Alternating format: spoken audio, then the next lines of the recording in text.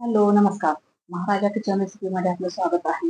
तर आज मी पोळी थंडाई बनवणार आहे. चला तर सुरुवात करू.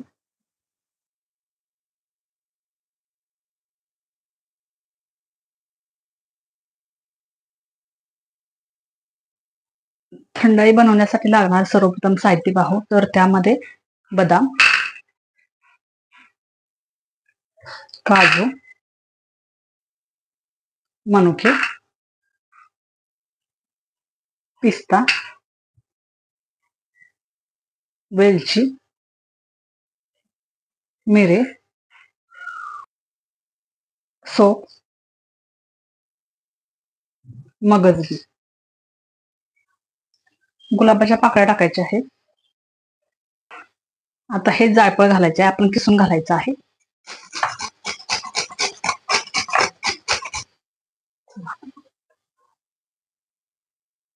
त्यानंतर खसखस घालायचे आहे. तर यामध्ये आपण पाणी घालून भिजत घालायचं आहे 4 ते 5 तास.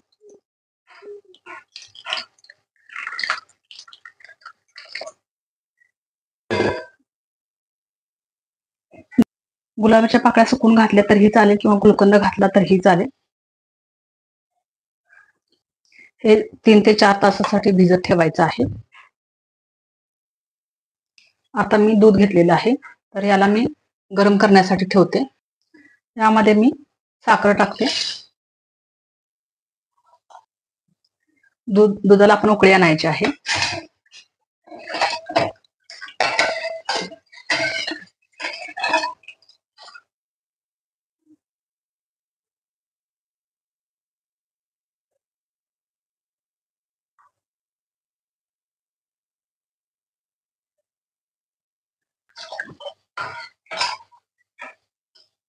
दुधाला उकळी आल्यानंतर आपण ह्याला थंड करायचं आहे.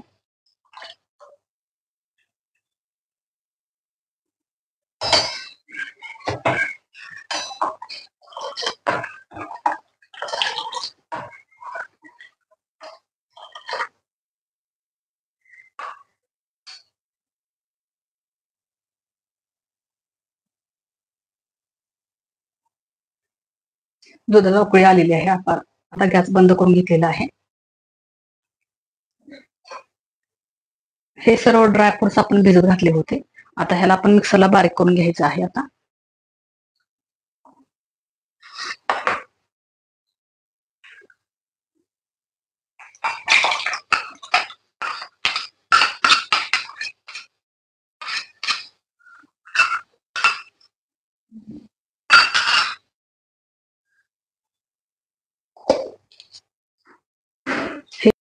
हे सर्व ड्रायफ्रुट्स आपण बारीक केलेले आहेत.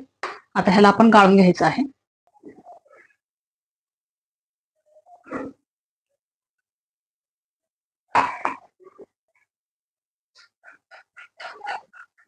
ह्यामध्ये आपण थोडं दूध घालायचं आहे आणि पूर्ण गाळून घ्यायचं आहे.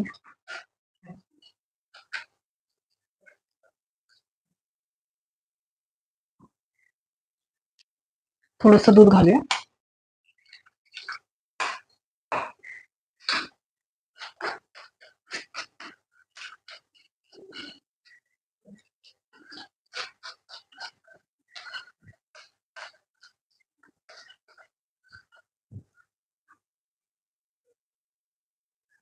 हे पहा, आता हे आपण दुधामध्ये मिक्स करायचं आहे.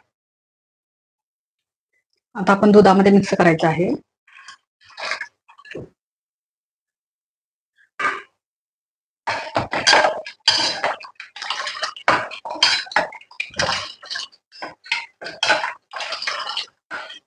चला तर आपली थंडाई आता तयार झालेली आहे.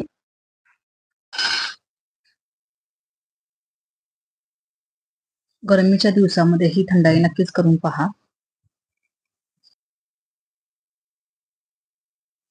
थंडाई आपण थंड करून ग्लासमध्ये ओतायची आहे आणि गुलाबाच्या पाकळ्यांनी आपण गार्निशिंग करायचं आहे.